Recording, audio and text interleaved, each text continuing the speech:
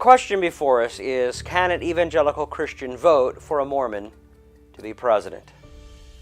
Now I want to move on and look at Romney's view concerning China, because it's a part of the question of our economy. Mitt Romney has specifically focused on China with regards to two important things: trade and intellectual property. Romney believes that China seeks to build up an economy by piggybacking on Western technological success. This is often accomplished by simply reverse engineering American products with no regard for the patents and other protections of intellectual property rights that are crucial to U.S. economic well-being. Romney states that the Chinese government facilitates this behavior by forcing American companies to share proprietary technology as a condition of their doing business in China.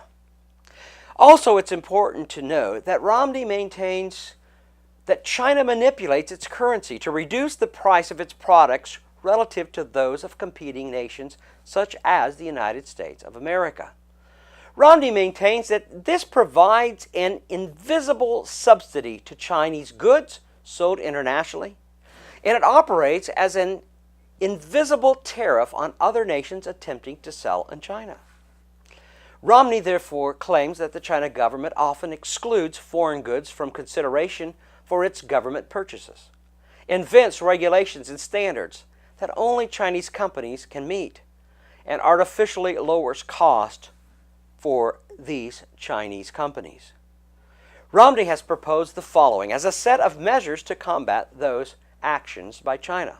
First, improve enforcement at the border to ensure that counterfeit goods are not brought in to the United States from China.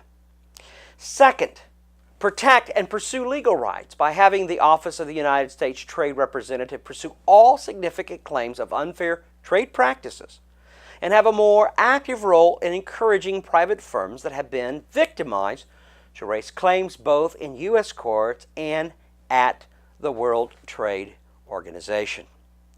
Third, to impose targeted tariffs or sanction on Chinese firms or industries that relies on unfair practices or misappropriated American technologies for their competitive advantage. Have the Department of the Treasury and a Romney administration designate China a currency manipulator, and have the Department of Commerce impose countervailing duties.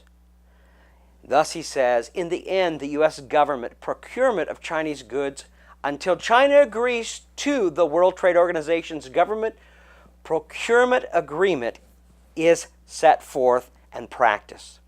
Romney thus says what America needs is what? A free trade economy. But that must include our trade on a level playing field for American industry. It's time that China is addressed in this issue. For the Chinese for too long have manipulated our currency and have created invisible tariffs. And in that way they have advanced themselves in much of American enterprise.